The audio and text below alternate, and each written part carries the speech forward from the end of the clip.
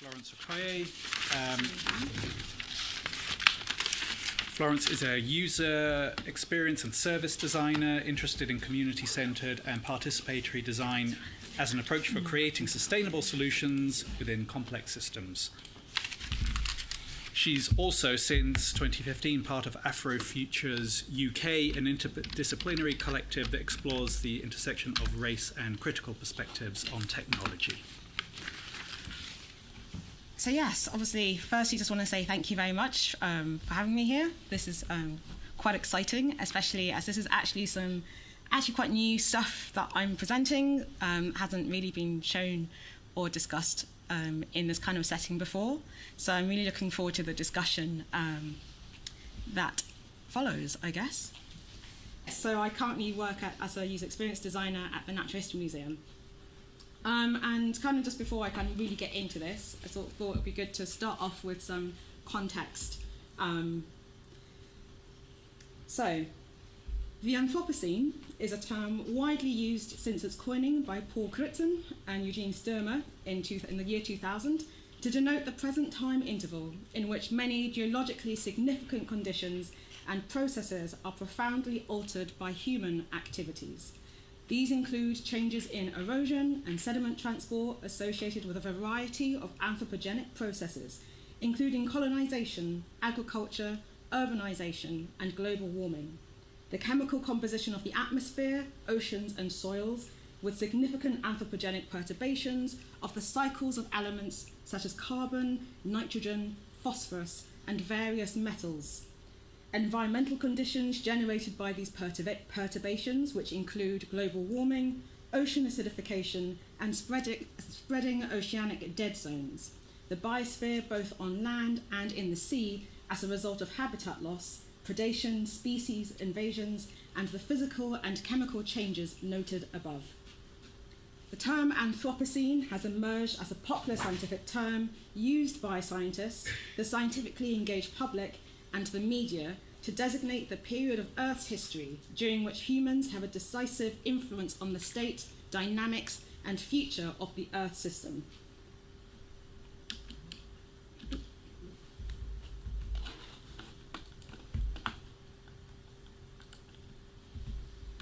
And it's widely agreed that the Earth is currently in this state.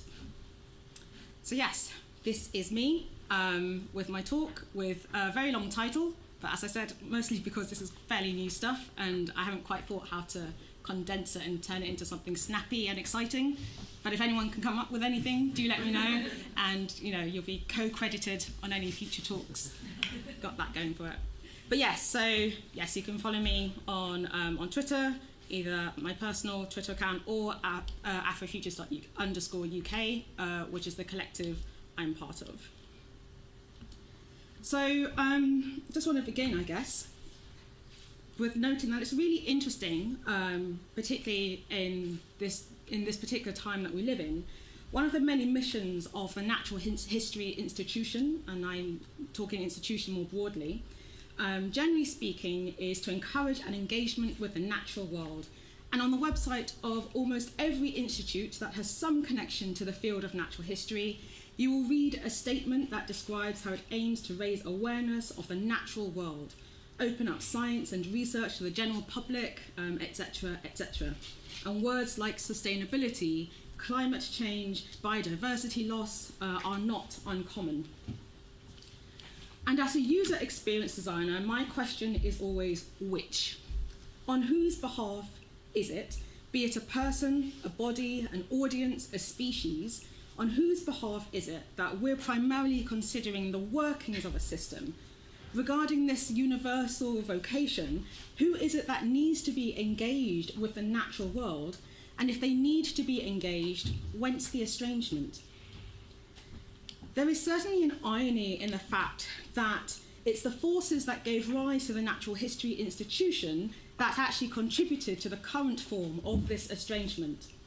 The forces which powered the expansion and rise of empire from the 16th century onward is what also drove the development of the field, granting it means of transportation and acquirement, even a grammar for its own sort of self-aggrandizing propaganda. A thorough placing of nature to become the other, to be interrogated as a means of understanding, and then as though by happenstance and simultaneous ordering of humans, their rights afforded on gradients of proximity to nature, hence terms like the noble savage. These forces, these human-created forces which indelibly shape the narrative of the natural history collection, and indeed the work that can be done with them. They become beacons of progress, enlightening entire continents, turning savages to helpful assistance as they effectively swatted away the wretched gnats of ignorance and superstition. In parallel, these discoveries also enabled a deeper exploitation of the natural world and human labour, whether through the procurement and valuation of what we often call drug crops, such as sugar and coffee, that transformed global economies and race relations, or through the mining and excavation of mineral and fossil fuel resources. Even more insidiously, by aligning conquest over nature with a deeper understanding of the natural world, the battle lines have been established such that challenging this legacy of violence becomes almost synonymous with anti-progressive sentiments, ironically enough. After all, who would want to go back to the days when the vast majority of children died before the age of 5, with no hope of overcoming the most basic and common of afflictions? The jibe sometimes can seem like, so basically you want to kind of get rid of science then? So what, are we meant to go back to ritually sacrificing people to appease the demons of illness and famine? It's really interesting how this entangling of social progress and global oppression exists, and actually is one of the many that riddle the field of natural history and the work of associated institutions. It is an entangling demonstrated even in the aesthetics of their physical spaces, the scale and stylistic leanings of the architecture, calling to mind times of discoveries and noble explorers. And yet, ironically, it's this entangling which also subverts the efforts of institutions. And at this point, I'm now going to narrow that down to museums, as that's the context which I'm particularly familiar with. And these efforts which are meant to be towards clarifying and engaging the so-called estranged humanity. And how do they do this? Well, firstly, this almost immediate association with a particular past excludes those whose heritage is wrought with the trauma inflicted by the modes of operation that enabled these institutions to exist. The museum is a space defined by voices and perspectives who saw you as something to be examined, bought and sold, dissected and stuffed. It makes it clear that the space, quite frankly, isn't for you.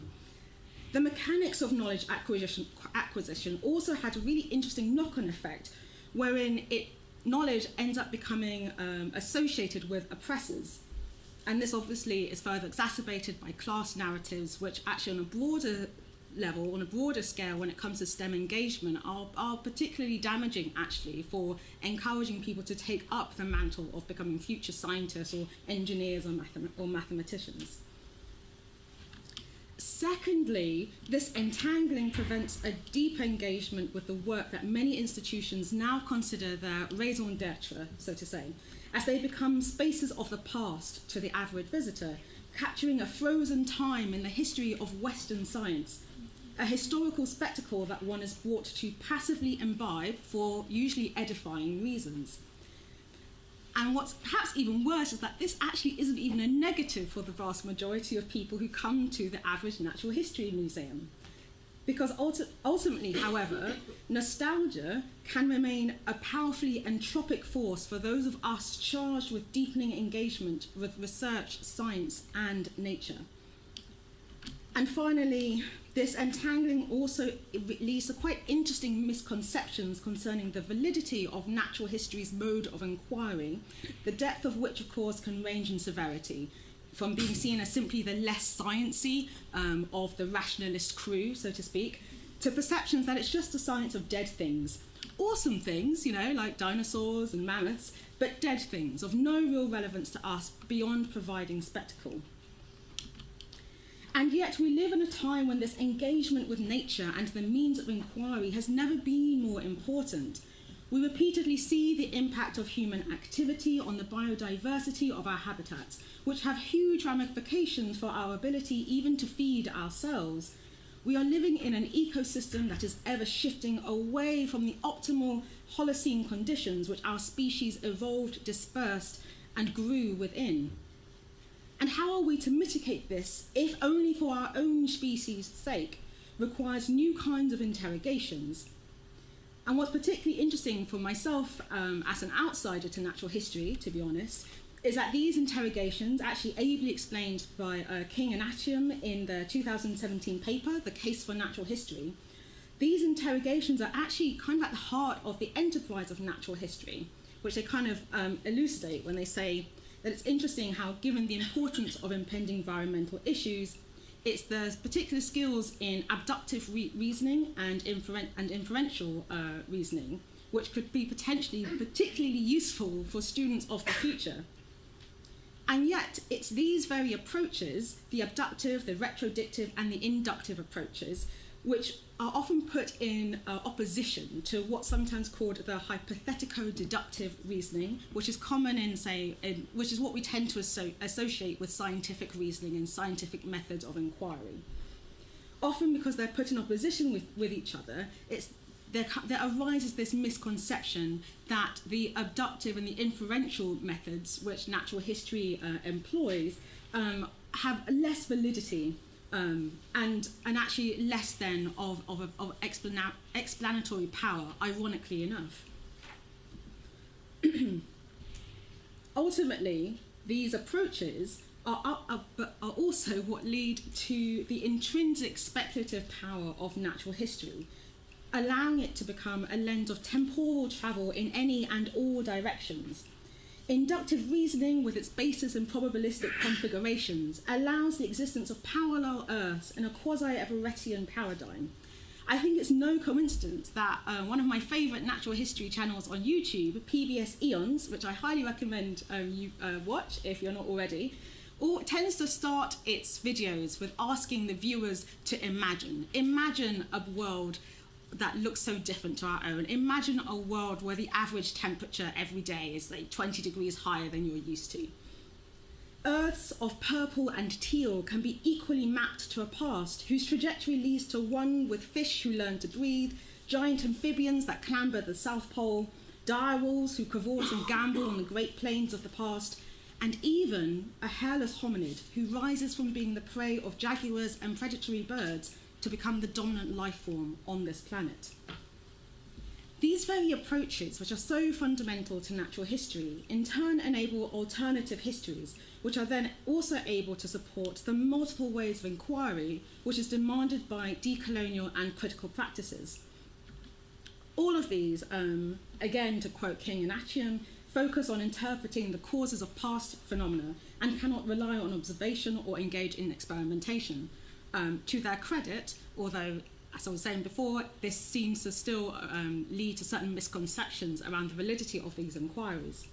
And I have a wonderful quote here which goes how this emphasis on the abductive, on the inductive method of reasoning ultimately leads to being able to interpret these complex causal chains that occurred over long periods of time simply by using traces of evidence that remains. In other words, it is this effective explanation which is the most valued in natural history, but ironically can be less valued when it comes to how we teach science and how we teach which methods of scientific inquiry are the most valid. The work to reason out alternative pasts is absolutely fundamental to that of understanding potential futurities. It's not a coincidence that when successful, engagement with this way of thinking, with the kind of reasoning that natural history encourages, particularly as a central pillar in what's often called place-based education, can become a tool for social justice, whether by empowering citizens and disenfranchised groups to understand their environment for themselves, or by incorporating disparate traditional knowledge into the academe. The natural history collection, then, is particularly important here. Firstly, because they are the direct evidence of the modes of operation that I earlier described, and are themselves multi-layered evidence of the estrangement which institutions are so desperate to heal. And they are also the tools by which researchers travel through time to sketch out alternate paths. as on the one hand, they are also most likely to be victim of misconceptions regarding scientific irrelevance, owing to their framing within the physical space of the museum, as well as the other misconceptions associated with natural history. And yet, paradoxically, they are the things that are most often seen by visitors, and thus most subject to public scrutiny. So this was something that we kind of wanted to explore as part of an offering for visitors to the Natural History Museum in London. So currently on the website, you might be able to find some rather dated trails. If you can find them, well done, hooray for you. They're quite hard to find, and that's probably a good thing. And ultimately, these are things that potential visitors can do as kind of like a DIY tour. For Black History Month last year, we kind of republished a document called Slavery and the Natural World, an incredibly in-depth and actually collaboratively researched resource, which you can also find on the website. And so what the team that I was part of, what we were thinking would be really great was actually exploring another way of making this content a bit more accessible for visitors. We worked with the fabulous Miranda Lowe, whose research and knowledge founded the basis of the tour, as well as actually collaborating with colleagues from the interpretation department and also external guests. So we kept it quite open, and we invited anyone and everyone who wanted to be a part of this experience to come and join us. Ultimately, to create a tour, which would kind of be like a prototype of the trail, which could be tested at the late event. That's when, museums tend to open a bit later to seem trendy and with it. And they are quite cool though. And ultimately we wanted to do this so that we could gather feedback and provocations from the attendees. And by focusing on the specimens and artefacts of Hintze Hall, it provided an opportunity for visitors to consider these more deeply through the lens of the other and the othered stories behind them. A zine workshop was also held after the tour, where attendees and other visitors could create their own responses to the themes raised by the tour. And I have some examples with me here in case you'd ever like to have a look at them. They're actually quite fun and glittery. And obviously, because we were also expecting that people who hadn't been on the tour would kind of stroll on by, we had sort of information sheets and booklets that people could read and discuss as they made their zines. So following the Black Quantum Futurist practice of Rashida Phillips and Kamei Ayewa of the Afrofuturist Affair, they're a Philadelphia-based Afrofuturist collective, who again I would highly recommend following.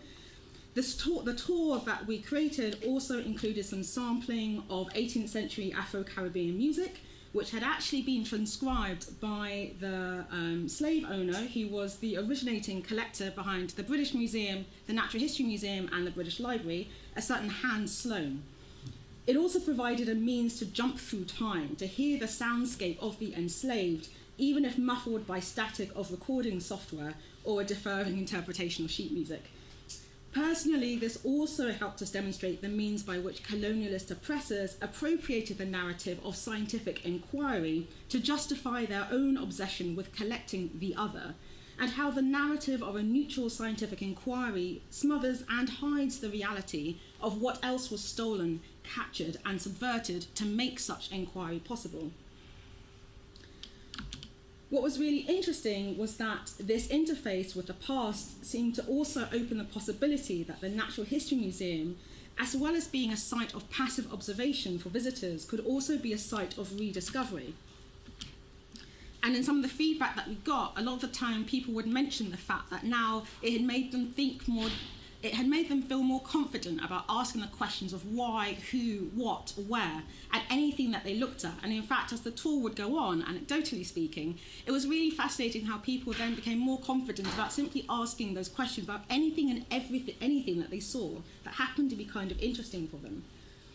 For those of us hosting the tour, it became evident that there was a kind of reconfiguration of space-time as commonly understood by the attendees. Because far from being a space that could only enshrine and lionize the past, and one particular past at that, by revealing untold stories of the collection, it became more a focus of a dynamic summoning ritual almost, whereby the many and often non-trivial connections which enabled both the collections and the original science done with them could be summoned, discussed, and made overt.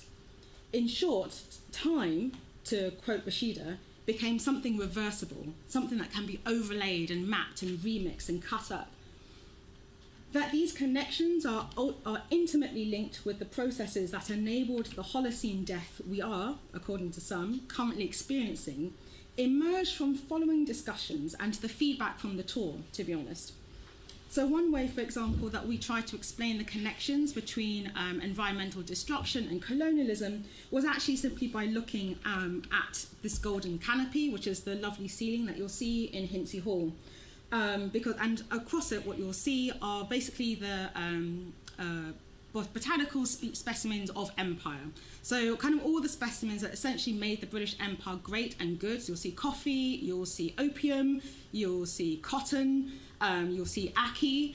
And what was particularly interesting is that when we sort of discussed, the fact that it was as much to show off the triumphs of the British Empire as much as it was an ode to natural history, we could also go into the fact that some of the species, such as Brazilwood, which you can see just about from the upper balconies, are actually species that now are endangered, if not very close to extinction, simply because of the relations that humans developed with those particular species through the 18th and 19th centuries. So therefore, as well as a testament to the achievement of empire, these beautifully inlaid panels became a witness to the nature of environmental destruction that is also, but obviously not necessarily, tightly bound to human oppression. And so the question that people took away with them was that, what are the connections now that are perpetuating this cycle, and how can these be changed? And it was quite gratifying to see that this did actually arise quite naturally, actually, from the conversations that we were having, and from the sort of, simply by daring to suggest to visitors that you are able to ask questions. The space, even though it is often called a cathedral to nature, it is not a space where you cannot ask questions. And in fact, in many ways, it is now your duty to ask those questions and to be as difficult as possible. In the book The Human Planet, How We Created the Anthropocene, Lewis and Maslin repeatedly demonstrate how it is the entangling of multiple layers of the human existence that has brought the end of one phase of geological existence and led us to another. In parallel, when we speak of decolonising the museum, we are also speaking about ending one phase of existence. And as a designer whose role is to facilitate systems between that which is and that which ought to be, it's actually of great interest and quite satisfying to me that the dynamics by which we seek to end one phase of the museum's existence could not only help clarify the phasing of a geological phase of existence, but also empower people to truly reconsider for themselves what these future phases of existence could be. After all, if there's one thing that we have ever learned from the history of the planet, is that whilst what is born will certainly die, what can die can also evolve. Thank you.